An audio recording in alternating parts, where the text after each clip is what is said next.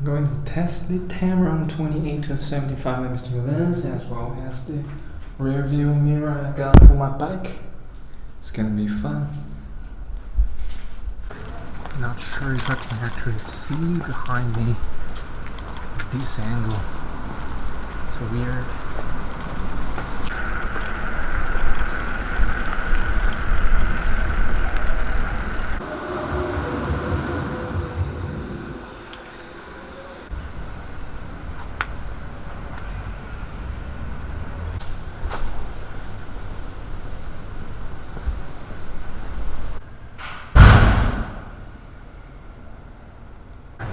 It totally works, but it's kind of distracting now. I have to look down at the mirror to see what's behind me. It's so much more intuitive, just look behind, turn my head around. I don't know, but it's a nice addition feature that you can see behind you.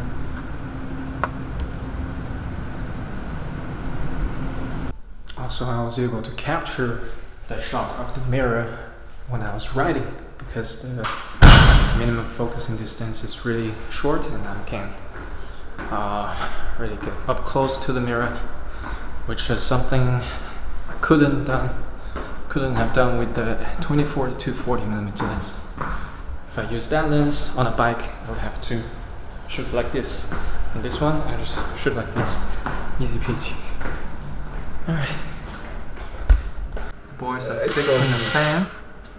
That looks fancy and dangerous. Cool. Alright, right now we're at 28mm. Let me just get up close to the plant. I can get this close. This close. Wow, this is ridiculous. Closer. The lens hood is already touching the plant, and I can see the stem in focus. This is pretty ridiculous. The focus distance. It is awesome. Just awesome.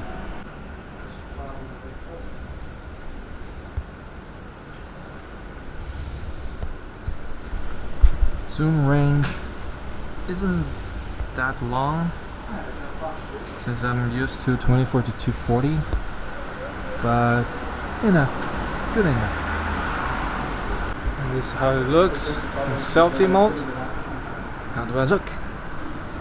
I heard this lens has a huge distortion at wide angle end. Is that true?